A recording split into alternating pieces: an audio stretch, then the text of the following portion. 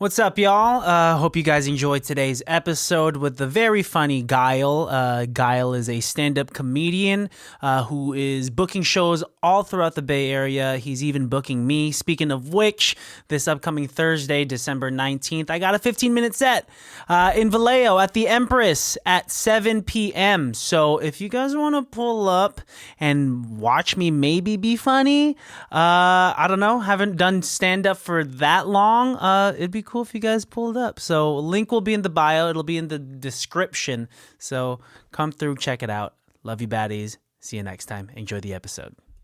It can't be that bad, oh, it can't be that bad, oh, it can't be that bad, oh, it can't be that bad, oh, it can't be that bad. Do you remember Star Magazine at all? Yeah, but I didn't read it. Oh God, I can't read. You can't read at all. I had to. That was like my poop magazine. Oh, you'd be pooping? Yeah. I imagine you sitting on your bed, like on your stomach, with your feet kicked up behind you. Oh, like a little schoolgirl. And you're like, ooh, what's Christina Aguilera wearing? What is Star Magazine? What was that? It's just all the celebrity goss on a magazine, dude. That kind of sucks. I mean, it's not like I gravitated toward it. It's that my mom had a subscription and it was just in the poop basket in the bathroom. But no one made you read that shit, bro. I mean, it's there. It was before I had cell phones, dude. Was it? Yeah. Okay. Because I saw one in your bathroom a minute ago. Oh, a Star Magazine. It's just plastered everywhere. Is that even around anymore? Probably, I think. Star maybe. Magazine? I don't know. I'm do not they looking make for magazines anymore? They do. Like when's the last time you went to a Target? I guess, every time I go to like a grocery store or some shit, they always have like the magazines up near the cashier or whatever. Mm-hmm. And it's always like Obama on it or something. Like, I'm like, it's just like Obama was president hella long ago. What's he doing now? Yeah, it's always like just Obama, just a little older or something. Yeah. I don't even know what magazine. I'm like, who even reads this, dude? It's just like on every single issue of Time Magazine, I think. It's advertisers are still paying to have their advertisements in fucking magazines. I think it's old people that read it. It has to be old people. Okay, then why are newspapers still going around? You know people that read the newspaper still? I don't know anyone that reads a newspaper. It seems inconvenient. Have you seen someone open up a newspaper? Yeah. Oh, yeah. They gotta like unfold it like it's a newspaper. It takes forever. Yeah, like it's a big ass. It's frustrating. Bro, like if I unfold a newspaper, I'm not folding it back up. It's getting wadded up and thrown in the trash. That's the next step. Have you been to a Black Bear Diner before? Yeah. You know how their menus are. Yeah. Newspapers. First time I ever went to Black Bear, I'm like, well, thanks for the fucking newspaper. I sat there for like 15 minutes and they come back, which by the way is too long to let someone sit there. But I sat there for like how long? Never even looked at the menu, and they're like, "Are you ready?" And I was like, "You never gave me a menu." And they're like, "It's right there, dipshit." Wow. So what did you think? You thought it was the actual news? Well, yeah, on the front it says like stuff on it. It's the history of Black Bear or something like that. I'm not gonna lie, I kind of did read a little bit of it. You didn't open that shit? No. It was like, it's a newspaper. What's the point of this, dude? Yeah, it is kind of like manipulative that they would give us a newspaper because at least say something, bitch. Like, don't give me just hey, this is because they're assuming that you've been to a Black Bear Diner been there before. It's like a huge chain. I'm a Black Bear veteran. Yeah, I am Black Bear. Yeah. You think I'm Black Bear, dude? You know, we've talked about it on your podcast before, but you know how much I love mukbangs. Would you do a mukbang? I've always heard mukbang, but when you say mukbang, it sounds like something sexual, bro. Dude, it's all sexual. I watch mukbangs because they're kind of sexy. It sounds like a brand of porta potty or something. Mukbang, hey. The way you say it, mukbang. I didn't realize I was saying it weird. No, I think that that's definitely the right way to say it if you're saying it. Oh, what does that mean? I don't know. I'm pretty sure you know what that means. I think you know exactly how to say it. I'm gonna trust you, dude. I would mukbang some fucking some chicken, dude. Yeah, my chest would hurt after. Probably. You ever felt that? Like you ever like a heartburn? Yeah, no, I've definitely had heartburn. Like I've like eaten, dude. Like one time I like hella fried chicken, and I just felt like this whole side like kind of went numb, and I was like, I should probably lay off. It's a precursor to a heart attack, dude. That sounds. Is it really? That I mean, if it's your left side specifically, that doesn't sound healthy. I felt like my whole shoulder and like chest, and I was like, yeah, I'm gonna slow down on this. But you've been going to the gym lately, right? Yeah, a little bit. Yeah, I've been trying. You said you've lost a shit ton of weight. Not a shit ton, but I've been heavier. I'll say that. That's a good progression. I'm trying, man. What's the number? What's the number of pounds that you lost? And what's your goal? I think I'm like at like 10 pounds. That's solid. I seriously, I don't weigh. I try not to step on the scale though, because it's like, you know, if you build muscle, you're not going to lose weight. You know what I mean? If anything, you might gain some, I guess. But I don't know. I try not to like make that part of my psychology. I just want to get in there and start moving. You know what I mean? Yeah, because I don't think we should dictate our health with numbers. With like, just because I hit this weight doesn't necally mean it's my goal. That's racist. And you're beautiful no matter what. How 300-400 pounds? You're beautiful. Yeah. No matter what you're. Sorry. Oh, dude, I would in the past. What was racist about that? You were closing your eyes and your hands were together and looked like you looked like you were an Asian praying to God or Buddha, and you were going like, I'm just stuttering. Oh. You know when people like feel like they're saying something super important, so they start and you know what I mean? Yeah, and they do that like stutter start because they're like still thinking about like how good it's gonna feel to say this next thing. Or a good tactic that I've learned just from being a social person is that when you talk quietly, it sounds like you're going to say something important. Or you can get away with saying almost anything if you say to an extent after you say that statement. To an extent? Or people like to set up, and at the end of the day. Yep. At the end of the day. God, and I'm guilty of that too. Doesn't that piss you off a little bit? It makes me mad when I say it. It makes me mad hearing it. I hate when people say, at the end of the day, that means I'm getting the last word. At the end of the day, we can agree to disagree is probably the grossest thing I can hear. HR talk. Yeah. At the end of the day, we're all just here to get work done and go home. Yeah. I just want to clock in and go home and clock out. That's it. I think that'd be too honest of a conversation for somebody to say. What? Or like to say like at the end of the day, we just want to clock out and go home.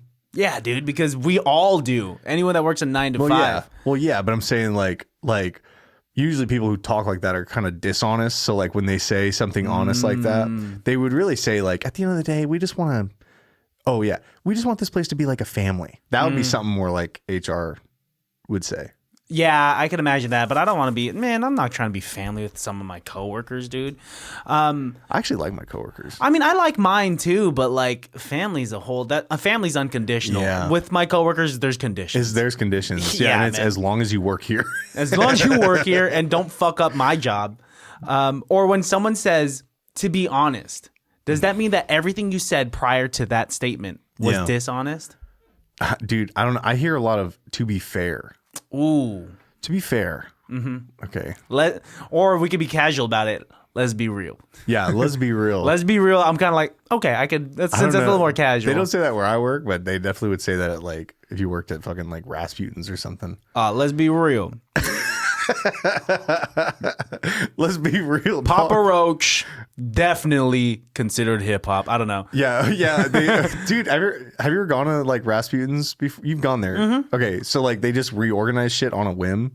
Do they? It's annoying. I go in there and like I'm looking for something that maybe I saw last time, and like I'll find stuff and then I'll be like, I'm not gonna buy it today, but I'll listen to it. Yeah. Like, and then I'll come back and buy it. It's not there. And it's not there because they moved it to and it's just because somebody with blue hair was like, I think this actually goes in the fucking this section. You know what I mean? Like they reorganize shit. Because like categorizing music and creating new subgenres is kind of diluting the entire enjoyment of music. Bro, yeah, it was just like rock, hip hop, jazz. But now there's like EDM, pop, furry, disco. Electro, boner. Dude, that's a porn section. Sorry. That's a porn tab. That's in the back of the do you remember back in the day, not that I was ever able to go, but like when we had those VHS stores, there would be the back section with the curtain that we weren't allowed to go into. Yeah, because they do stuff to you back there.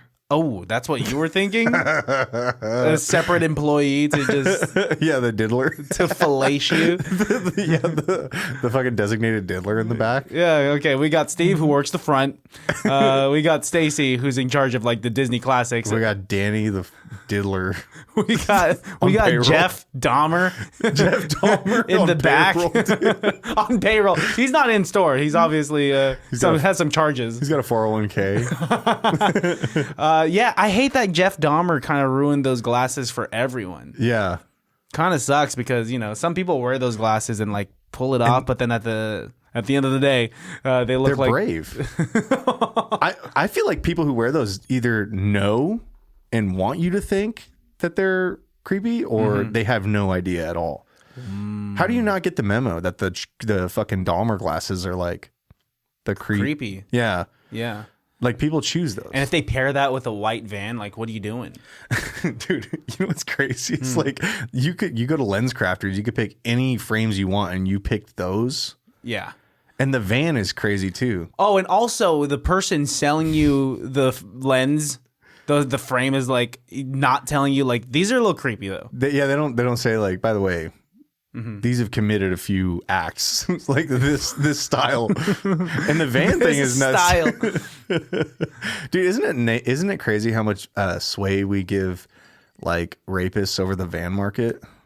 What do you mean? Like we keep selling the van to them? Well, no, it's just like they really determined like the outlook of the white van. They like, kind of I ruined couldn't that. just go buy a white van and have people just be like, "That's a normal guy." They're like.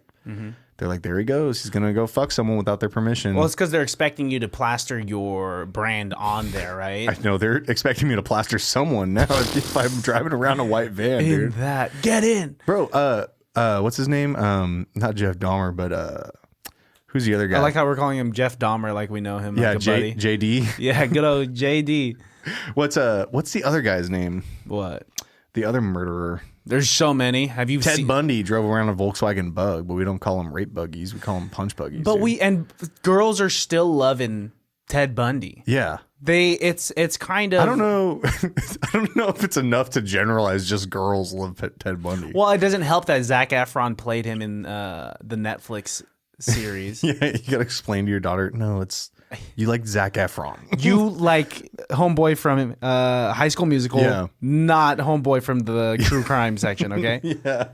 But I think they casted him to prove a point that, like, just because he does look this way and a man can look this way and be charming this way, he could still kill you.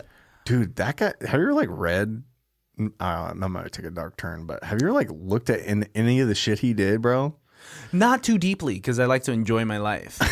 Dude, I went through a phase where I was like listening to true crime like way too much, and it started like I listened to one where it just like weighed on me too much. I was like, I gotta stop, and I just haven't gone back. But that was like years ago. I just like drive deliveries and shit, and I'm just listening to YouTube all day. And I was watching this. I listened to this one podcast. It was called Sword and Scale. Okay. And they were talking about like the dude who used to puppet Elmo, and how he was in like chat rooms like talking about like, eating kids and shit. No. And there was like people in the chat rooms who were like, I've done it. And they were like describing what they did. No. And and it was like a straight court transcript they were reading off. He was using like AI to like do the voices and shit. So it was like a conversation. That shit made me sick. I didn't even finish the episode. Eating kids as in like eating. Man. Like tempura, dude. Fuck. No, that's a horrible comparison. Horrible comparison. Oh God, That shit was crazy, dude. I can't listen to that anymore. I don't know why it's become the mantra of every like Valley girl to be like, I listen to true crime product. Like, why is it that the market now is? Why are we so drawn to it? Do you think? I have a theory. I don't know. I know. All I know is that like when you listen to like when you do listen to or when you watch like documentaries or like you watch these like TV psychologists break down like a murderer's psychology, they never say anything that's actually like insightful. They always just say like, he was just twisted. Like that's just what they say. But it's like, what was twisted was that he had a desire to do that. And that's what like separates like normal people from like sick freaks like that. Yeah. Is that like we all know that those things, those acts exist. Like you could do them, but you don't have the desire. What turns you into a type of person that wants to do that kind of thing? Yeah. You know what I mean? And it's even scarier hearing if they have that information, hearing the inception of those deep, dark desires, right? If we're looking at like Jeffrey Dahmer, our good old boy, JD. Jay Dizzle. He and his dad had bonded over dissecting roadkill. Yeah. And that's where they think psychologically it started off from. I think I heard someone say that it was like at the time that his dad introduced him to that, because his dad just like didn't know what to do with him or something. Like I don't know. Which, by the way, is such a boomer thing to do. Be like, I don't know, my son just likes to dissect animals. I'm just like, it's such a boomer thing. Like, just like, I don't know, as long as he's not bugging me. Oh, boys will be boys. Boys will be, yeah, just killing animals and shit. At the end of the day, bro, it's but yeah, I guess it like got intertwined with his sexuality as he was developing into a young man, and that's like what some people have like.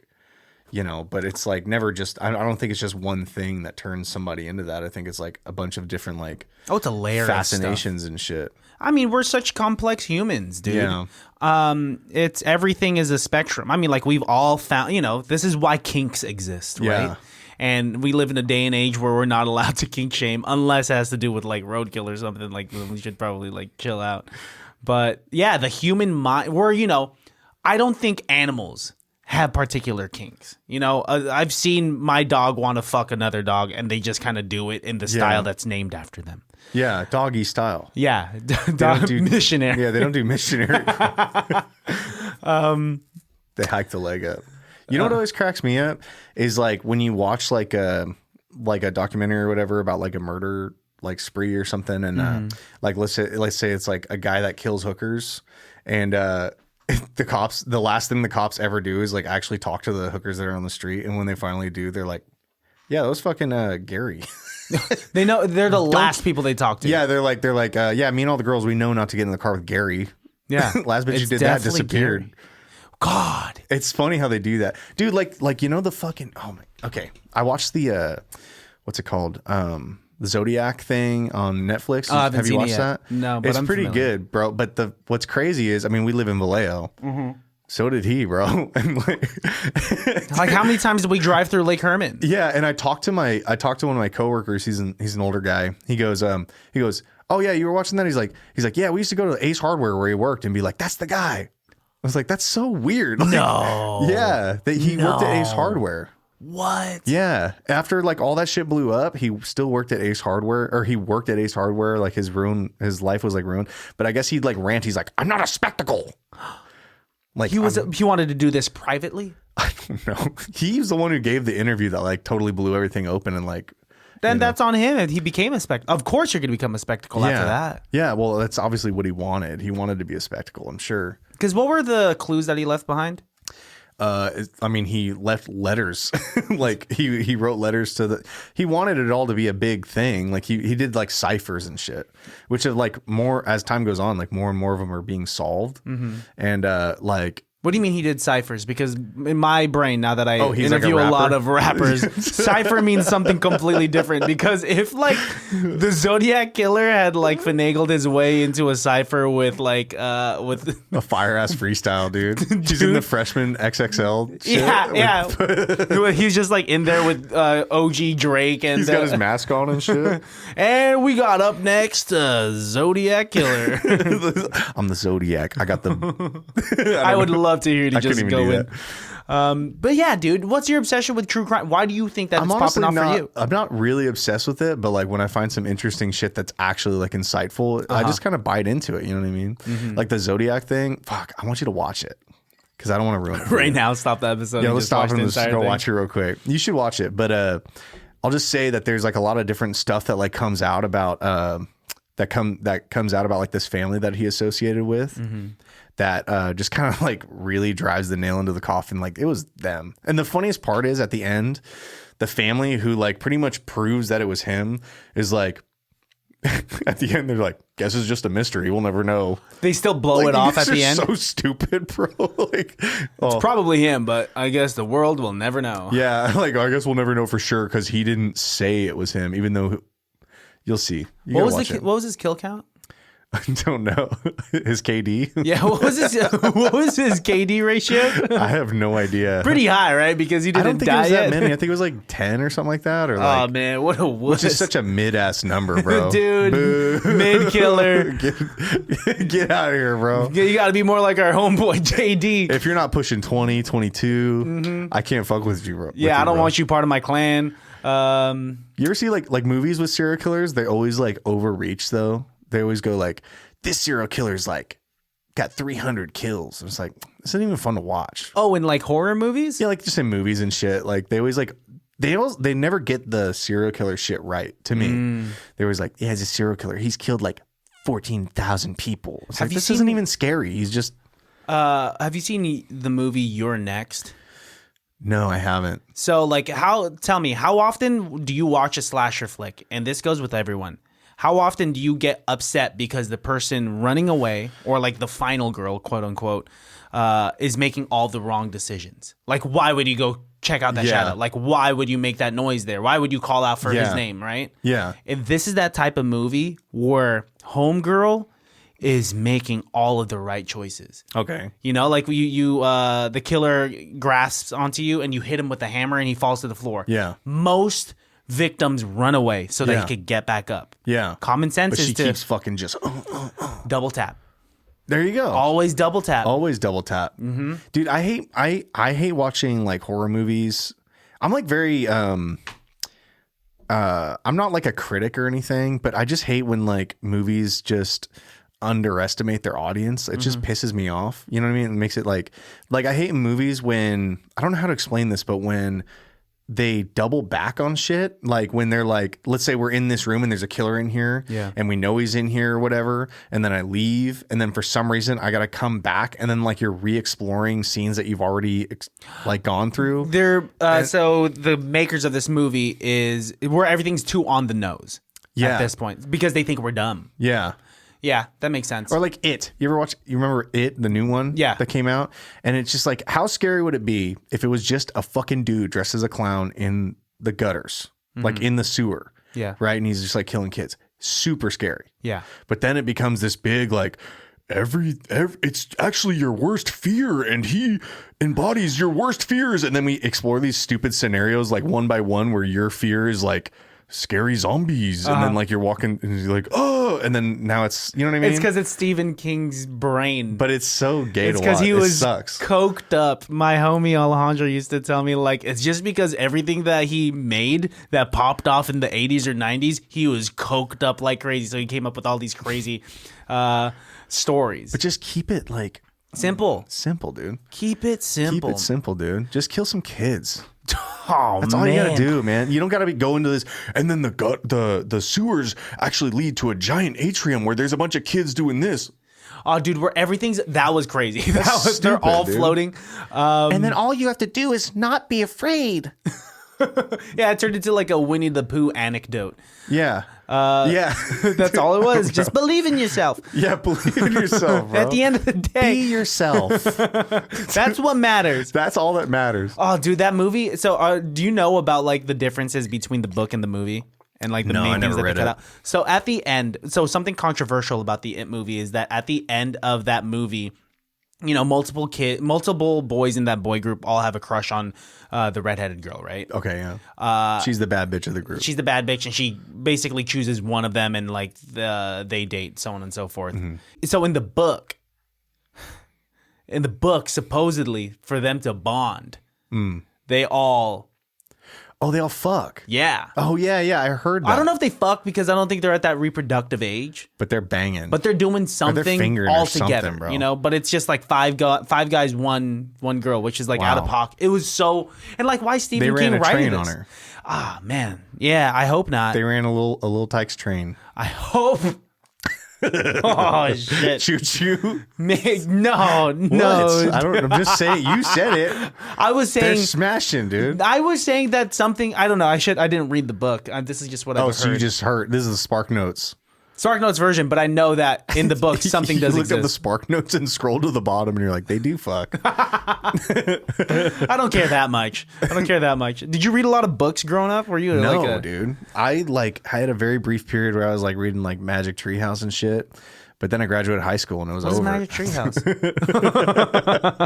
I was like, I can't be. No, dude. I read like I can't get into fantasy. Like when I was a kid, I kind of could, but I can't get into fantasy. And like, then, like now, yeah, like or I don't know. That was like I don't know. Like everyone's into Harry Potter and shit, and I just thought that shit was so lame. When I was a kid, I just couldn't stand it. I still am not really a fan, but now I'm like if I do read, it's like very fucking sparse. Like I don't have like the menu at Black Bear Diner. Yeah, it's the menu at Black Bear Diner usually, and then even then I drift off.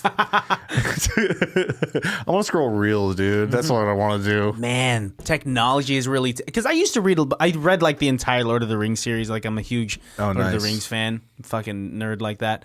But like now, I could see myself. I used to talk shit to my fiance about like, oh, you're spending so much time on like TikTok just doom scrolling, and now I find myself like doing the same thing, doing the same shit. Well, that's because my algorithm knows me. Yeah. It just gives you Lord of the Rings pages. It's just Lord of the Rings mukbangs. Slowly scrolling Lord of the Rings and then mukbang. Yeah, it's just a video of Orlando Bloom eating, which is like the best thing ever. Dude, last thing I like remember like reading and being really into was The Hatchet. I remember that. Remember that when you were in school? And then there was a sequel to it. It was like the other Hatchet or something. I don't remember what it was. But dude, like, yeah, I was like super into that book. But it was like, I remember being hella short and I was pissed off that it was over. Oh, wow. You were really into it like that. I was really into it, bro. I reread that shit. I don't remember it. I remember like trees exploding. I remember that part. You remember Just a big part of your childhood. I also remember, dude, the pilot, he fucking had a heart attack and he was like grabbing his left arm. Really? Which is why I stopped eating the fried chicken, dude. Dude, those we're getting older. Dude. I don't know what to tell you. How old are you again? 30. You're 30? Yeah, you're younger than me. Are you? I'm 31. Ew. Dude, you're so gross. Dude, that's fucking hard to believe, man. I remember I think we talked about it on my podcast. When I first saw you. I used to go to your Dragon Viper Cobra shows. Yeah. But it was like kind of to hate. Like, because me and my friends were just kind of haters, dude. So funny that you would still just give us business. Thank you. Yeah, I know. It was, well, yeah, I mean, I feel differently now. Like, I wasn't into stand-up. I never touched a mic. And me and my friend would just get fucking litty and go to your guys' shows. And, like, it was funny. Like, there was some, like, I forget the guy's name. Greg Reasoner. Greg, There's Greg guy? Reasoner. There's Jeremy Dorado. I remember they were, like, the two... they both kind of led the team at different points, but dude, I just remember, and you used to go off on the side and you'd make a sandwich. You'd go like this, and dude, it would set me off so bad. I'm like, he's doing it fucking again, dude. I hate this guy. And you'd be like making a sandwich on the side, and you'd be like, and you take this big corny bite. Yep. And then, but I was like, and then one day I was like, dude, I was like, they're on stage, dude. They're doing their thing. Like, why am I doing this? You know. And but yeah, fucking, it was actually like, it turned out to be kind of inspiring. Wow. You know what I mean? That means a lot. First of all, let's talk about the whole, I'm a huge fan of pantomime. Which is why I would do that. I'm trying to set the fucking stage, dude. Dude, I know what you're trying to do now. There's these two improvisers on stage. They haven't really we don't know where they're at. They're just two dudes talking. But once I get in there, I open up cabinets. I take out a plate. Dude. Now I'm helping the scene because now we know that we're in a kitchen. Kitchen. Yeah. Yeah. Sorry, we're in the living room. Grew up in a studio. very small place. Well, dude, what would drive me nuts is like, I'm not gonna name names or like, whatever, but there was like some people in the team that would, and this is like kind of why we went. Okay, the first time we went, we just thought it would be fun, and it was pretty fun. But I remember like there was this one person, I won't say a guy or girl, but someone was like, "Yeah, I'm gonna go down these stairs," and they improvised going downstairs, and this person was like, "All right," she was like, "There's no stairs there." Boom, block. And I was like, dude, why kill the momentum? Like, we were actually having fun with this shit, lady. And anyway. Well, those are the rules of improv because you haven't really done improv, right? Yes, and that's all. And that's yes, and that's like the main thing, right? I get it, dude. I get why improv is so easy to make fun of. It is easy to because make fun it's a bunch of us playing pretend on stage. Yeah. And if you do it well, it's fucking magical. Yeah. But if you're pretty mediocre at it, and there's going to be those mediocre nights because you're doing off the top of the dome. I don't think it's if you're mediocre. I think if you're just not down to roll with it. You got to commit. You got to commit, right? And that's what I mean. Like, Okay. are you familiar with you know Ben Schwartz, right? Yeah, yeah. And you know Tom Middleditch, right? From Silicon Valley. Okay. They did a tour. Like, they have a whole special on Netflix, which I highly recommend you check out if you want to see good improv, good long form improv. They fucking kill it, dude. Yeah. They're so funny. Like, they come out on stage. They choose a random audience member to tell them like 2 or 3 stories, and then they do scenes based off of those that's kinda stories. cool. And it's incredible that they could just kind of thread together this funny as fuck narrative, but they're also good actors and good character actors and so on and so forth. So it could be done beautifully. Yeah, yeah. But also it could be done horribly, where it does look like a bunch of like grown adults playing pretend on stage. Yeah. Well, I think oh yeah, and also I used to watch like Whose Line Is It Anyway? Yeah. Which I think was really like those guys are fucking obviously like They're such funny. a stupid thing to even mention, but You know what's funny with that is that they, even though they are highly revered in the comedy world, in the improv world, they are hated on. not hated on. That's just like, it's easy. It's low hanging fruit because it's short form. Like to play those short form games, it's like too easy. Like the higher leveled improvisers will do something more long form. But that's a tangent. Yeah, dude. So that inspired you to do stand up comedy? Yeah, I mean, I just like, I don't know. It's kind of like one of those like, well, why am I hating on this? It's like, you couldn't do it.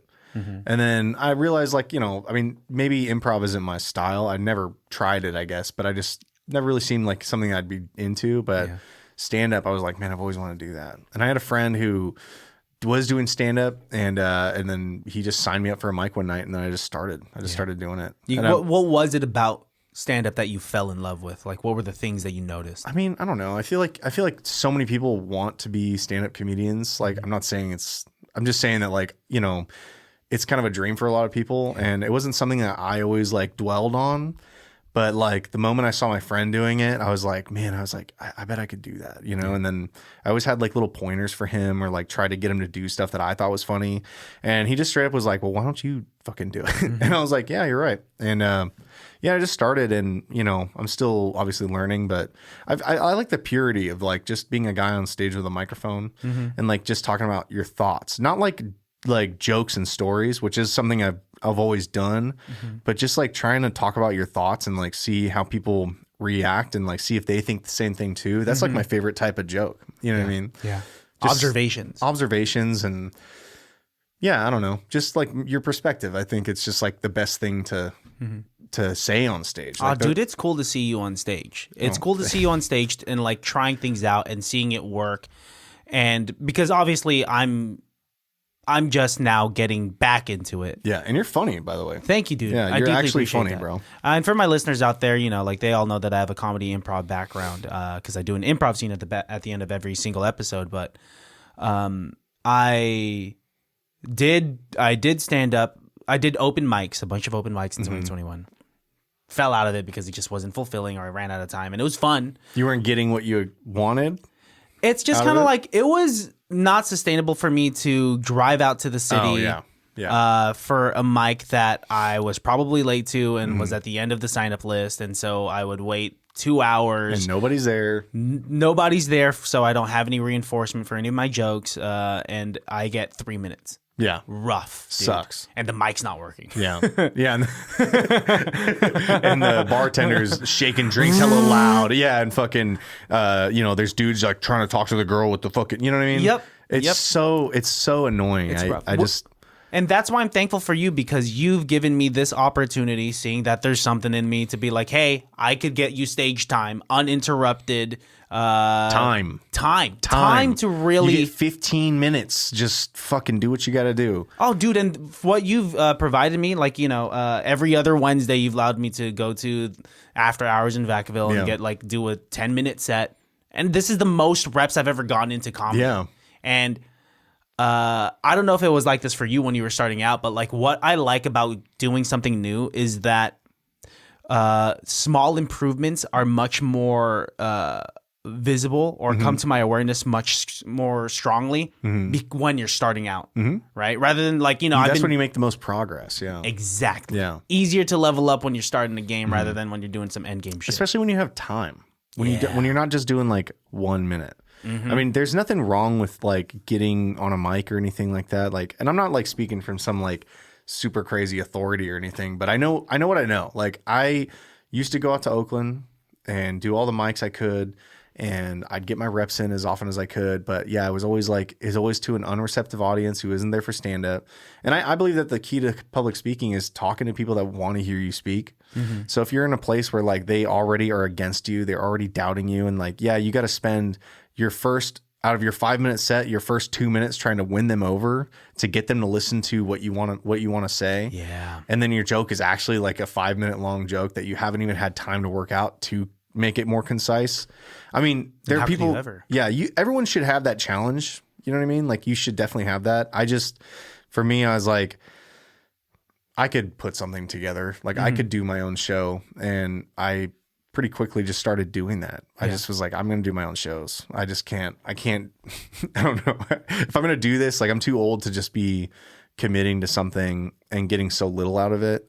So I was like, I'm just going to fucking start doing my own shit so I can at least get paid for what I'm doing. Yeah. And it just made sense to me because I'm sort of business oriented. You know what I mean? I'm not a machine, but I just want to be funny. I just want to tell jokes. That's all I want to do. And I want to make sure that the people who are hearing those jokes are actually listening.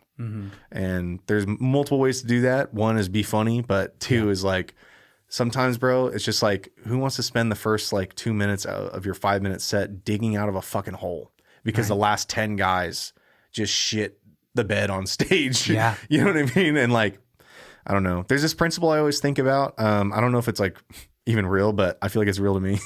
Is I call it the opera house effect, where like you could take a guy who plays violin and put him on Bart. And everyone's just like, ugh, I don't want to listen to this shit. You know what I mean? Yeah. But you take that same guy and you put him at a nice venue and sell out the tickets and shit, and suddenly he's the best violinist anyone ever has ever heard. Yep. And it's the same principle. If you're a comedian and you're just doing comedy at like a little bar, and I'm not shitting on anyone who does that. I do it every now and then too. But like, if you're just the audience that's there, they're not there for you. Like, you got to make sure that like the venue that you're filling is full of people who are there for the show, or they're not going to be there for the show. You know what I mean? They're there for other reasons, to do coke in the bathroom, or like, fuck the big titty bitch. Hopefully it's your turn tonight. You know what I mean? Like, it's like, that's what they're there for. They're not there to listen to your jokes. So there's almost zero chance you're actually going to win them over. So, you know, and some people can, people always go, well, if you're a real comedian, you can win over any audience and blah, blah, blah. Yeah, you know what? But we're not all super freaks, all right? Like, not everyone can be fucking Robin Williams, all right? And especially, like, at this level. I'm just trying to tell jokes to people who want to hear them. Well, and there's still monsters out there that bomb. I heard this podcast with Adam Sandler. It's fucking Adam Sandler. Adam Sandler has done his reps in stand-up comedy. Oh, yeah. He's a celebrity for his movies that he's done, but he got back into it recently. He was saying, like, yeah, I fucking did this set and I bombed the entire time. And he's Adam Sandler. Yeah. Because at the end of the day, comedy's still so subjective. It's still words coming out the mouth, and you're still, no matter who you are, face a little bit of a challenge walking into a room of strangers trying to get them to like you. Trying to get them to like you. Dude, it's hard for me to get the people that I know to like me in a room, you know? Like, I'm such a people pleaser. I walk into a room full of my friends, and I feel like I still have to, like, have them warm up to my energy and like me. I can't do that with strangers. Well, and that also, it's like 70, like, you can't do comedy without feedback. If you're not getting anything from the audience back, like any reactions, but it's fucking, you're just going over material, bro. Yeah. Like, I think that like 90% of comedy, I'm just throwing out a number, but I think a big part of comedy is like being yourself on stage. That's like the most important thing. Some people play characters, and that's cool. Like, I'm not knocking it. Some people play a character and it's a persona that they are on stage, and to a degree, everyone has a sort of persona that they put on stage. Like, I even put on a little bit of like you know, and I lay it on a little thick, but for the most part, like I think being yourself on stage is like the best way to go. Like if you're at your funniest when you're just talking to like your boys and you're fucking around. Everyone's their funniest when they're just with their friends, bouncing off like, you know, ideas, banter, shit like that. But yeah, if you could do that on stage, you got something like magical. Like I think like most of comedy is just getting comfortable on stage to become yourself. And if nobody's giving you any feedback, it's like that energy just like sucks right out of you. You know what I mean? Yeah. That's why it's like so important. Like when you first get on stage to like try and address the elephant in the room, whatever it is, like, you know, the fucking dude, we got to tell the story about, I mean, the first time you brought me to Vacaville. No. You don't want to talk about that? Okay, we want to talk about it. Well, I try to glaze over that because man, I'll try to glaze all over it too. I didn't want, dude. I don't know. Okay, we don't have to... It's okay. Okay, anyway. I don't want that reputation for that room. If I'm being honest. Okay, as you're going, I try to make it less rowdy, which is a really uphill battle with that venue. And actually, it's been pretty good to me so far. Yeah. The owner's really nice and accommodating. He lets me kind of do whatever I want. But yeah, it can get pretty wild in there. I'll just say that. I mean, it is a fun room, though. Like, to go back to what you were saying, it is very important. Like, one of the things that stuck with me, like when I first started doing it after you asked me, is that, like, you got to acknowledge the elephant in the room if there is an elephant in the room. Or always acknowledge the room so that we're on the same level. Yes. Because when you do that, now you're not just talking at these people. You're talking to them. To them, with them. You're present. Right? We're all on the same page. Yeah. We all know that we're here. And ever since you said that, and like shout out to that room, because like even though it's a little rowdy and a little rough, that's kind of like I've found it kind of fun to kind of it is a challenge, get over that hurdle, and then I could finally feel like it's beautiful, right? When you can tell that they're with you, like they're present now. Yeah. Is that something that like you've gotten addicted to when you're playing I'll these never rooms? go back. I can't do a show unless I have. I mean, I'll do it. But like, it's just like, it literally is an itch. You know what I mean? Yeah. It's an itch in your brain. You just got to scratch it. Like when you get like the whole audience, like the whole room just on your side and they're listening, and when you got somebody's mom crying in the corner, that shit is so fun. You know what I mean? It's addicting. It really is. Like when somebody's like really fucking with your jokes and you see them and you start zeroing in on them and you're making jokes for them and the whole crowd is just laughing. Like laughter really is contagious. You know what I mean? Dude, it's beautiful. Yeah. That's why when you get one person laughing, it's like popcorn, dude. You just get them laughing, and then they're laughing because they're laughing, and then they're laughing because it's a whole, you know, like, and you're just fucking going off. Like that's just it's the best feeling in the world. And that's why it's so dependent on what kind of room you're playing at. Oh yeah. Because very dependent. Yeah, if you get one table to laugh, that's going to convince everyone else like maybe this guy is funny, you know? It's all about credibility. Yeah. That's basically what the whole opera house effect thing is that it's all about credibility. If you don't have any credibility with your audience, they're not going to, you know. Yeah. And sometimes, you know, you can go up on stage and say your first joke is a killer and people laugh at it. But when you bring out when you don't bring your, I don't know, when you just don't get that initial laugh, sometimes it's just like it's a hole and you're crawling into it. You're crawling out of it. A bigger version of like the high school lockers, you know? It's like, does that make sense? It's like, it's still the animal kingdom. Like imagine when we were growing up in either middle school or like kind of like trying to fit in middle school or high school, and then it gets you in this established group of friends and it's your turn to talk. Like if you say a joke and like if one person laughs, that spreads amongst that group, right? Yeah. Like if Josh thinks that Christian's funny, then Mikey will think that Christian is funny, and if Mikey thinks that Christian's funny, then Alpha Jacob will. Alpha Jacob, who's the guy with the good axe? The guy who wears the good axe. The good axe. If you could get him to laugh, you're in, dude. You're in, dude. That's what it is. Yeah. And he has a pair of Jordans. Like, you know he's fucking cool. Dude, he has Jabos. Dude, he fingered a girl in a movie theater, dude. Oh, man. That's how you know he's chill. What's fingering? Dude, smell it. Go smell it. He still has it. It was a week ago. He like plastic wraps his finger because he fingered Jessica in the fucking... Dude, I remember the first time I heard of a blow. He was so wet, bro. Or sorry. Oh, wait, it was a dude. So wet. Yeah, this is 2024. He was so wet, bro. That wasn't and he's allowed to be. That was popcorn butter. It wasn't... Okay, I'm sorry. Go. He fingered the bussy. The bussy Okay, is my bad. such a triggering word. Did you just flash back to your internet history or something? No, I could when You're you like, did I delete that shit? the letter B is so far away from the letter P on the keyboard, I could never mess it. It'd have to be an intentional search. Yeah, dude. Yeah. Comedy is. I don't know. Thank you, man. Like, you put me on the lineup for this, for like my first like I don't know. It's a big gig. It's a big gig, dude. Well, not big, but it's a showcase. You're being showcased. Yeah, for me, it's really big. You're being featured. Thank you. Yeah, like yeah, that's man. In your hometown. Nerve wracking. I figured you'd appreciate it. That's what I like. When people appreciate what you do. Yeah. Yeah. I figured. No, yeah. dude, I don't know. I try to show my appreciation to you. No, you have. For real, man. Is that like not really common in the comedian I wouldn't community? say that. It's just, I don't know. I figured you're good enough to entertain an audience, obviously. And it's Vallejo. It means something to you. Yeah. I don't know. I figured it'd be cool. I'm gonna try to show up and show out, dude. I'm gonna I'll make promos like while I'm here. Like Baddies, I have a stand-up set on Thursday, December 19th at 7 p.m. It's gonna be hosted by Guile, and it's gonna be featuring other comics. We got Jordan Kirshner and who's headlining? Super funny. And then Logan Farr. And Logan Farr. The dude's hella funny. Mr. Footloose, right? Yeah, on Instagram. He's hella seems funny, like he's dude. hella funny. I saw some of his clips. But yeah, to be on a lineup of like, I don't know, real comedians, like that's pretty fucking cool, dude. Dude, Jordan Kirshner is so funny, bro. I want him on this podcast. You should get him. Yeah. He was cool on mine too. Yeah. Yeah, he's become a good friend of mine. I was like skeptical about him at first. Why? Because I just didn't know him. And then there were like some circumstances where like there was a big mix up and shit. And then like I didn't know him at all. And then now I got to know him, like, oh, that was just a mix up. It seems like what's cool about like now starting to like, I don't know, just like get into it, even though I'm just like really doing that like after hours, is like the community or like the hang afterwards a little bit.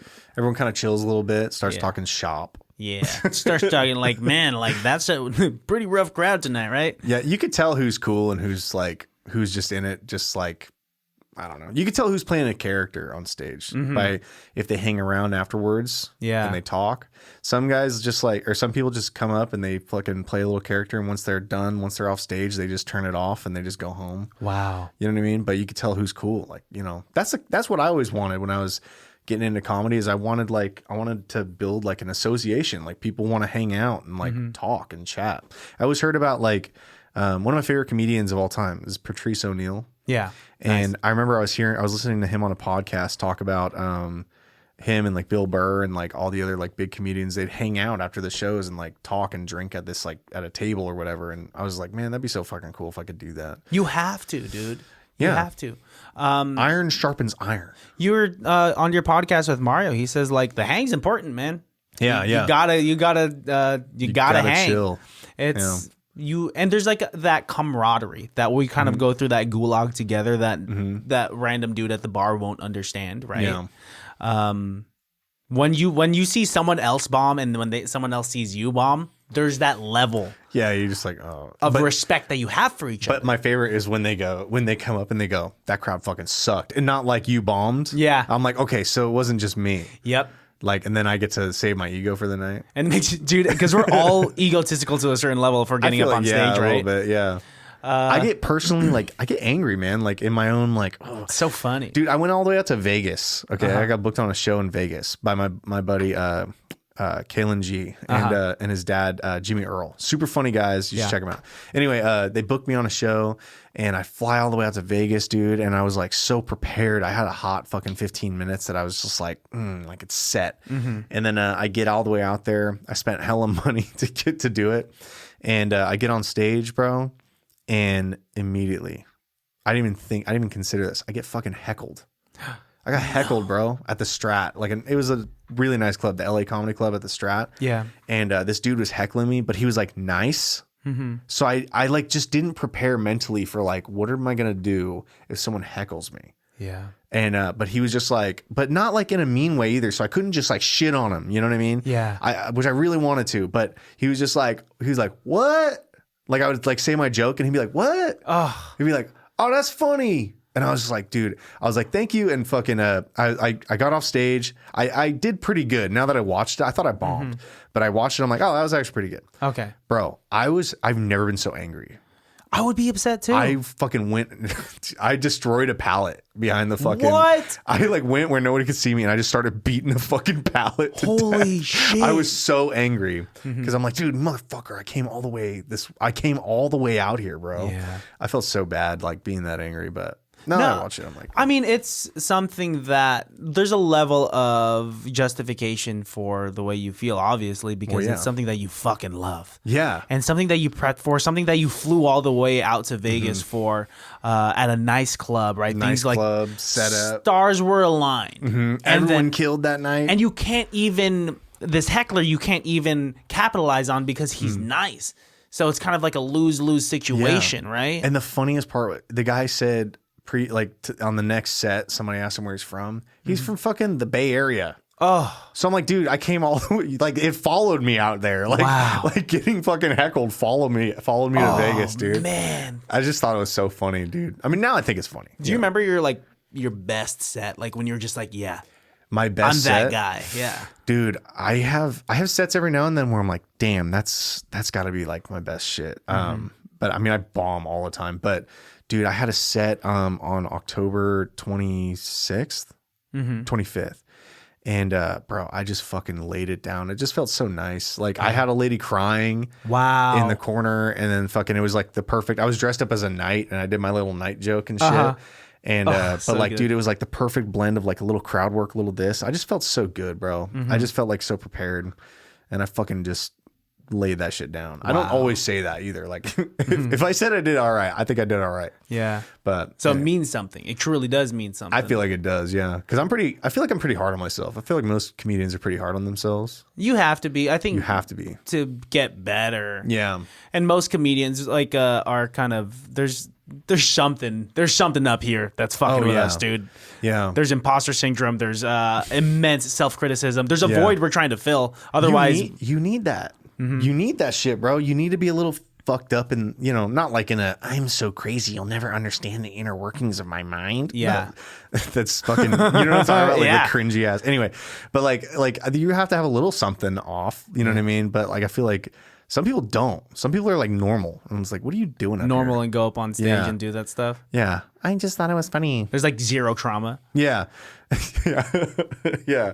Did you even, no, never mind. Never mind, bro. Because I don't have a lot. I understand that there's a piece of me, and it's the reason why I sing. It's the reason why I podcast. It's the same reason why I'm trying to get into stand up, is because Running away. Running away from what you've done. no, I'm not running away, dude. I'm trying to chase something that I never got. Oh, shit. Just like, the validation that I feel like I didn't get growing up. Yeah. I've talked about it before on this podcast, but like I have an older brother that was like the golden child, valedictorian. Yeah. Never got in trouble for He's my this favorite. and that. He's your favorite. There's only two of us.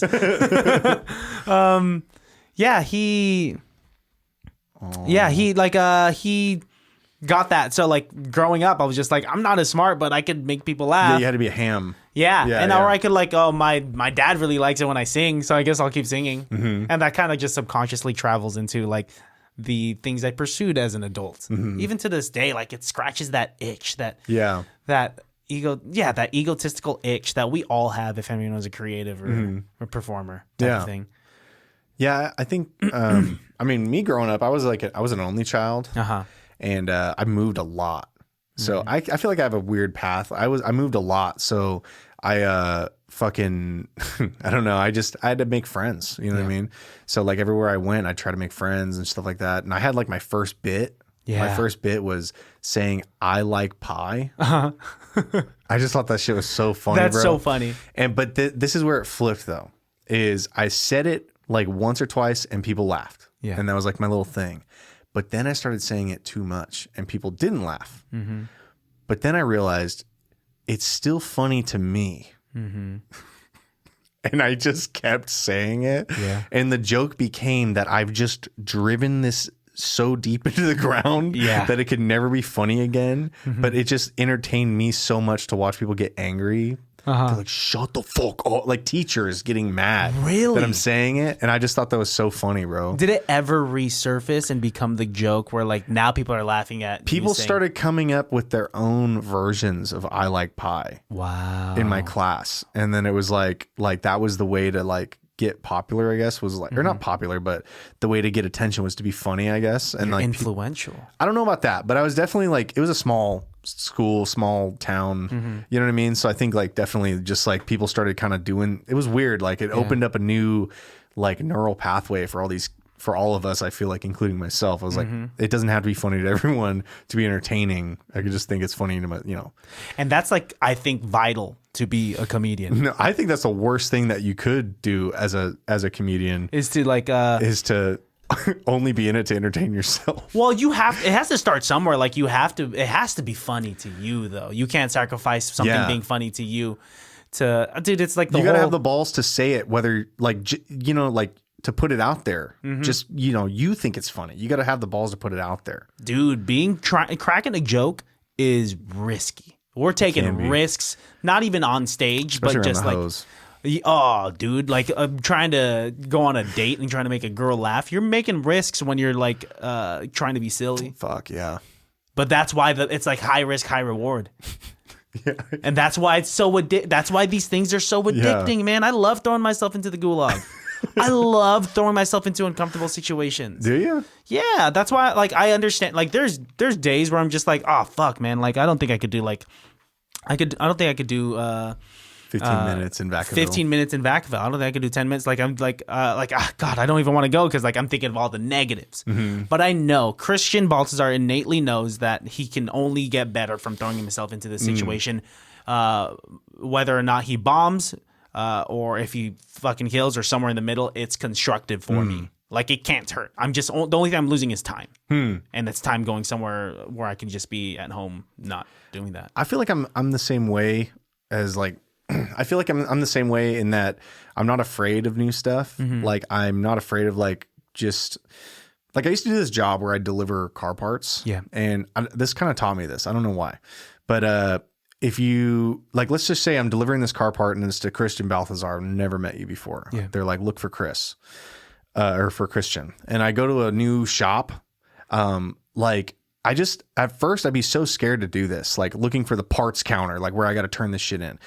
I got so good at just like the first person I see, I'm like the janitor. I'm like, where's the parts counter? Over there. Is Chris there? Yeah. Or like, where's Chris? Oh, he's over there. Like that kind of shit. Like, like if you want to talk to the CEO, you got to talk to the janitor first kind of shit. Yeah. Working my way up into like and getting into new situations and meeting new people. I don't think I've ever been like that. That job just kind of took that out of me. You know what I mean? And I feel like it just applies to like new situations and making like business decisions and things like that. Wow. You know what I mean? Like, I don't know why that just kind of opened things up for me, like doing that over and over and over again. I put in my 10,000 hours on meeting new people. And now like, you understand it. and making connections. Yeah. It's the same shit. Like you could do that anywhere you want. Like if you want to like actually setting up like for shows. I still like, I haven't set up a new show in a while, but I'm pretty good at like going to a business. I talk to the bartender. I say, where's your boss? When does he come here? All that kind of shit, getting that information, leaving my phone number. I'm good at that. Like, you know, that's how you make connections with people is you just got to like start talking to somebody. Do you know this guy? No, but I know a guy who knows him. Yeah. And it just goes from there. You know what I mean? I don't know. That's like something I learned. That's cool. I mean, that's a skill set. That's truly a skill set, especially you that you have an LLC for your shit.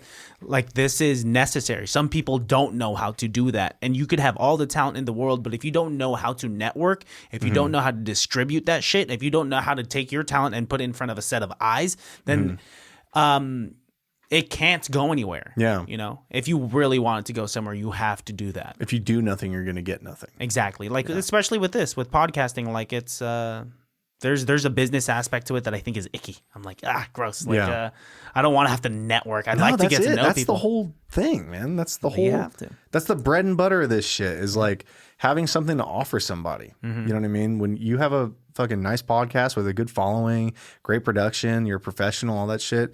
When you have something to offer somebody, you're going to get something back. Yeah. You know what I mean? Even if it's like, maybe, even if you consider it to be less than, some people don't like some people value things differently, you know. Yeah. A lot of people just want to get on camera and talk to people and like see if the clip pops off, you know what I mean? Yeah. So like, I don't know, you have a pretty big bargaining chip for your business. Like I'm coming to realize that, and you've told me that, you've helped me understand that as well as other people, is that like I have a platform, I am an asset, and I'm also getting good at saying like no. Okay, yeah. Yeah, because sometimes it's like overwhelming, and I'm a people pleaser and I want to say yes to everyone, but then like you have to see if we have to make decisions that benefit us. Yeah. We can't just be giving, and then we'll be fucking dead. So you get dude. taken for a ride, dude. Yeah, dude. Yeah. I've definitely I've definitely been saddled up a few times. Dude, it's easy to get taken advantage of in this kind of industry when you're nice, dude, because people are some narcissistic takers out there. Yeah, it's very rare to come across people who like consider you. You know what I mean? Or like appreciate what you do for them. Or like are down to I don't know. It's I'm sure people want stage time from you because you have to offer, and then that's it. And then they don't promote it. They don't say thank you. Don't even show up on time. Yep. They dip after the performance. Yeah. So there's like shit like that. Like I try to make it a point with you. Like the stage time that you've offered me, I try to show up on time and I try to stay until the end. I try to sit somewhere where I could like interact and like I try to stay a little bit for the hang. You do, man. I'm not. Yeah. I mean, I don't know. I just do it because I thought you were funny. Thanks, man. Great compliment. Thank you. Like, it's funny. You ready to do an improv scene, dude? Sure, man. Let's do it. Have you done improv before outside of like any? Really? This is going to be your first improv scene? Yeah. Is this okay? Let's do it. Yeah. So the way that this works is that the scene could be inspired by anything and everything having to do with the episode, or it could just be inspired by nothing at all. Okay. Do you want to start it? Do you want me to start it? You start because I have no idea what to do. Okay. Okay. Without further ado, can't be that bad. Okay. Should I sit right here? It's up to you. That means you're starting the scene. Oh shit! No. Okay. Do it. How do I sit when you're fucking do it? It doesn't matter. You do it. You do it because I don't know what to do. Okay. Fucking do it. Fucking do it. Oh, dude, I feel like you're trying to have sex with me. Okay. Fuck. Shit. Yeah. You do it. I'm not gonna do it. Okay, now I feel like you're just putting it on me. It's Why are you sitting differently now, though? What do you mean? This is the scene. I'm trying to do the scene. You fucking do it. Why did you casualize? Fuck, dude. I mean, dude, you're the guy that's into Sarah. I'm not gonna ask her to homecoming. You're gonna fucking do it. Sarah's a hoe. Oh, it's all subjective, man. I think that she is a beautiful female woman. Beautiful female, independent woman exploring her sexuality. Now, if you're gonna dump that down to one syllable, especially as derogatory as hoe, then maybe we shouldn't be friends. Okay, is it derogatory? To call someone a hoe? Yeah, maybe it's a compliment. Societally and historically saying? I feel like you need a hoe. What do you mean? Because I heard what happened with Tanya last week. With me and Tanya? Yeah. You remember. What did I do? Tell me all about it, because I'm foggy. I took her to the Pasta Pomodoro. Yeah. Fuck. Okay. Took her there.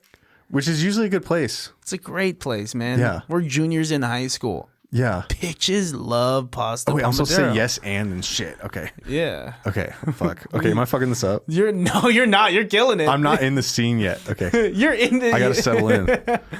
Yeah, dude. Pasta Pomodoro. Dude, that's where I bring all the hoes. Pasta Pomodoro. Dude, what did I tell you about calling them hoes? I'm saying it's a compliment. What? Okay, break it down. Why do you think it's a compliment? Okay, first of all, hoes. Any and all weather, they are outside working hard. Very hard. You're calling them hoes because of that? Like you're talking about like no, the hoe, like to be the hoe. Mm-hmm. Okay, you got to be able to stand outside in all weather conditions. All right. Oh, you're talking about sex workers. Actual hoes. You're talking about sex work. Yeah. Oh wait, am I not supposed to do that? I mean, you're calling Sasha over there a hoe. What was her name? Her name was Sasha. You wanted to ask her to homecoming and you don't even remember her name? Well, you know what happened last year with homecoming? What? Fucking I don't know, dude. Dude, that's right. You blacked out because you had too many shots of I had way Fireball. too many shots of Fireball, dude. Great choice, by the way. I fuck up some Fireball, dude. And you chased it with Four Loko. I made a rum chata out of it. Or yes, and I made a rum chata with it. Yeah, man, it was crazy. All the girls loved you because you were confident. I was confident because I was drunk. Yeah. But now I'm trying to teach you that you can be confident while being sober. Holy shit. This is the best youth group I've ever attended. Yeah, man. So open up your Bible to Philippians 4:15. And we're there? Dude, just close the Bible. Oh, shit. Close the Bible. It has nothing to do with the Bible. Oh, my bad. Everyone knows that youth group is just a place for us hormonal teenagers to hang out. interact with the females or males if you're down. Females. Yeah, but yeah, dude, I think you should walk up to Sasha and ask her to homecoming right now. I'm going to be honest. I'm going to need a couple rum chatas before I do that. Cut to 5 rum chatas later, and Guile's walking up to Sasha. Hey, Sasha. How are you? I'm doing good. Just praising the Lord. Okay. By your tits. Fuck. Oh, that's... Your Excuse me? tits. Or shit. What? You're a hoe. What? Wait, I'm God. Jesus Christ. I love you. I love you too. Insane. And we just Dude, you caught me off guard with that shit. I don't know how to do How did I that. catch you off guard? I'm so bad with the fucking improv, dude. I Just can't do be that the shit. guy. Just be the guy. Fuck, man. I Just want be to the redo it fucking sometime. guy. We'll redo it in the future, dude. Hell yeah. We'll do it Improv's fun though, dude. That was fun as fuck, man. We'll set up an improv stage now. Oh no, we don't have to do that. I don't know how I feel about doing improv in front of people anymore. Really? I would have to do it. They would have to come for the improv. You know, like they know they're shit. going to. Now I don't you're want fucking to. applying my shit. What?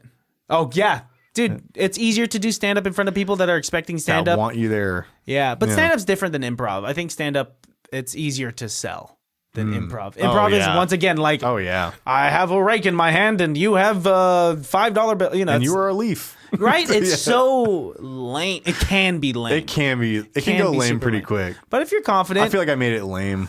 nah, dude, it was kind of very on the nose. You broke the fourth wall multiple times, but you know, Because I'm scared. it's okay. You're learning. I'm scared of that shit. Nah, don't be scared, dude. Improv is low risk, high reward. Okay. Easy. So is stand up, though.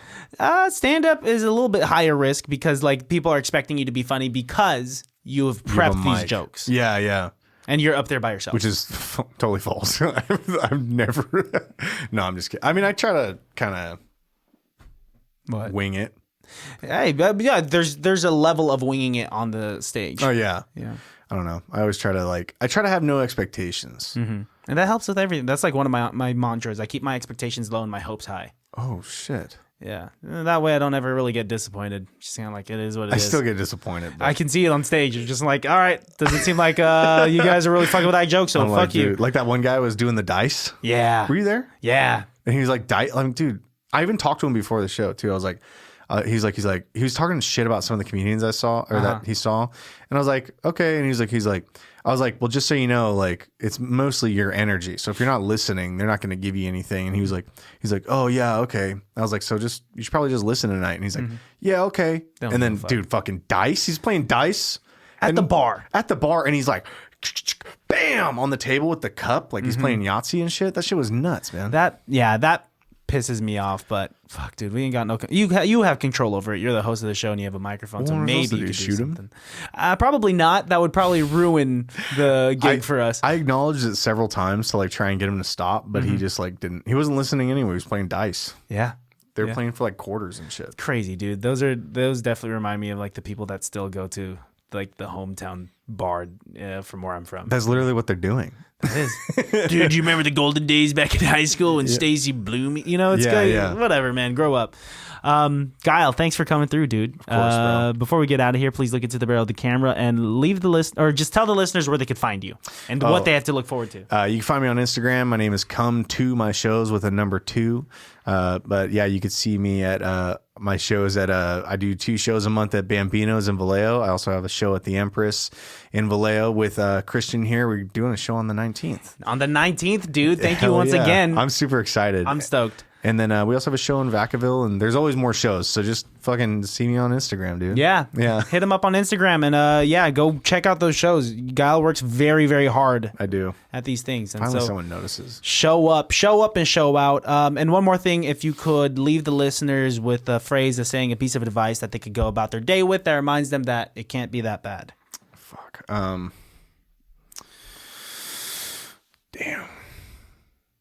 I should have thought of this beforehand. You don't have to. It doesn't have to be prolific. It doesn't have to be prolific, silly. bro. No, dude, it could be anything. Dude, fucking. The worst she could say is no. I'll take it. Appreciate you, man. Thank you for coming through, man. Thanks for having me, bro. Baddies, love you guys. You guys know where to find me. You guys know where to find the podcast because you're already here. Bye. Bye.